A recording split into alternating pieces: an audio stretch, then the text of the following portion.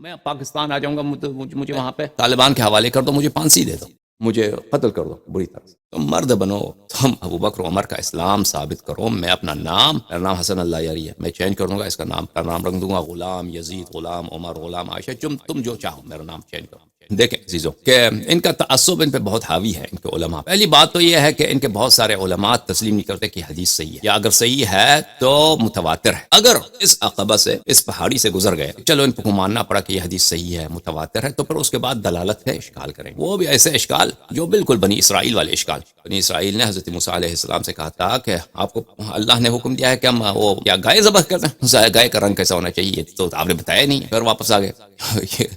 گائے کا مثلا شکل کیسا ہونا چاہیے، نسل کیسا ہونا چاہیے، وہ سب مثلا ایسے بنی اسرائیل والے اشکال، آخر میں وہ سب بتایا تو کہتے اب آپ نے بات صحیح کی۔ ان کے اشکالات جو ہیں، آپ ان کے اشکالات سے کبھی نہ گھبرائیے، یہ نور اتنا عظیم ہے اہل بیت الطاہرین علیہم الصلوۃ والسلام، حق اتنا جلی ہے، اس کے بالکل یعنی اس میں کوئی شک و شبہ نہیں ہے اہل بیت اطہار علیہم الصلوۃ والسلام کی حقانیت پر، ان کی حجیت پر، ان کی عصمت پر، ان کی خلافت پر یعنی ان کی جانشینی پر، اور ان کے اعداء کے کفر پر، زندق و الحاد پر۔ اور اس کا میں ایک نمونہ آپ کے سامنے پیش کرتا ہوں، یہ حقیر میں کتنے سالوں سے جماعت عمریہ کے علماء کو بلا رہا ہوں کہ آ جاؤ تم ابو بکر عمر کا اسلام ثابت کرو، میں اپنا نام، میرا نام حسن اللہ یاری ہے، میں چینج کر دوں گا، اس کا نام رکھ دوں گا غلام یزید، غلام عمر، غلام عائشہ، تم جو چاہو میرا نام چینج کرو، تم صرف ان کا اسلام ثابت کرو، یا اہل بیت طاہرین علیہم الصلوۃ والسلام کی امامت کے دلائل کا تم ابطال کرو، ہم دلیل پیش کریں گے، آپ ابطال کریں قرآن سے، سنت سے۔ اگر آپ نے باطل کیا تو جو شرط تم پہ ہے، تو میں پاکستان آ جاؤں گا، مجھے وہاں پہ طالبان کے حوالے کر دو، مجھے پھانسی دے دو،